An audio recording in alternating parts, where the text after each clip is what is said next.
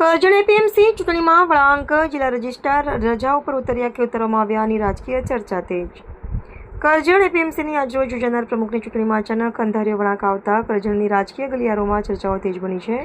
એપીએમસીમાં છેલ્લા કેટલાય સમયથી પ્રમુખ અને ઉપપ્રમુખની મર્યાદા પૂર્ણ થઈ હતી. ટેકનિકલી કારણોસર ચૂંટણી લંબાઈ રહી હતી. ત્યારે 10/7/2025ના રોજ જિલ્લા રજિસ્ટ્રારે 20/7/25ના રોજ પ્રમુખ પદ માટેની ચૂંટણી જાહેર કરતા રાજકારણમાં ગરમાવો ફેલાવા પામ્યો હતો. આજરોજ 11 કલાકે એપીએમસી ખાતે યોજાનાર ચૂંટણીમાં જિલ્લા રજિસ્ટ્રાર એકાએક પારિવારિક મેડિકલ ઇમરજન્સીના કારણે રજા ઉપર જતા રહેતા ચૂંટણી મોકૂફ રહેતા રાજકીય ગલિયારોમાં ચકચાર મચી જવા પામી છે.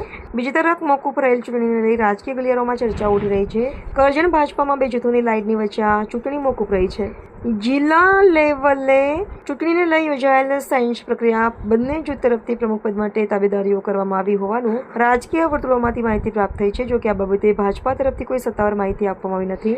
ચૂંટણી મોકૂફ રહેવા પાછળ ભાજપના બંને જૂથો વચ્ચે ચાલતી ખેંચતાણીમાં બળવત હોવાના એંધાણને આ ચૂંટણી મોકૂફ રહી હોવાનું કોંગ્રેસ તાલુકા પ્રમુખ પિન્ટુ પટેલે આક્ષેપ કર્યો છે. વધુમાં તેઓએ જણાવ્યું કે બે જૂથોને લઈ ભાજપની છબી ખડાય નહીં, એને લઈ જિલ્લા રજિસ્ટ્રારને રજા ઉપર ઉતારી દેવામાં આવ્યા હોવાનો પણ આક્ષેપ કર્યો હતો. ચૂંટણી આજરોજ યોજવાની હોવાથી એપીએમસી ખાતે ડિરેક્ટરો પહોંચી ચૂક્યા હતા, પરંતુ ચૂંટણી મોકૂફ રહેતા તેઓ પરત ફર્યા હતા. હવે આગામી દિવસોમાં નવી તારીખની જાહેરાત તરફ લોકોની મીટ મંડાઈ છે. તેમજ બંધ રહેલ ચૂંટણીને લઈ રાજકીય ચર્ચાઓ તેજ બની છે. કરજણમાં ભાજપમાં ભડકો. આજે એપીએમસીનું જે ઇલેક્શનની વાત હતી એના બદલે જે વન નેશન વન ઇલેક્શનની જે સરકાર વાતો કરી રહી છે ભાજપ સરકાર, આજે વન નેશન વન ઇલેક્શનનો કરજણમાં ભડકો થયો છે. એપીએમસીની અંદર જે જિલ્લા રજિસ્ટ્રાર આજે ઇલેક્શન કરાવવા આવવાના હતા એ તબિયત લથડી હોવાના કારણે આજે ઇલેક્શન બંધ રહ્યું છે. પણ આ ખરેખર તબિયત લથડી નથી, કંઈક કારણોસર કંઈક ખેંચમતાણીના લીધે આ કાર્ય થયું છે. અને બે જૂથોનું જે ધમાલ ચાલી રહી છે એની ખેડૂતની સંસ્થા બલિદાન પર ચલી રહી છે. જે ખેડૂતની સંસ્થા અત્યારે કરજણની અંદર વિકાસના વંટોળમાં હતી એ જ આજે ખાડામાં દેખાઈ રહી છે. અને એપીએમસીની અંદર બે જૂથનું અથડામણના લીધે એક જૂથ નબળું પડવાના કારણે આ થયું છે.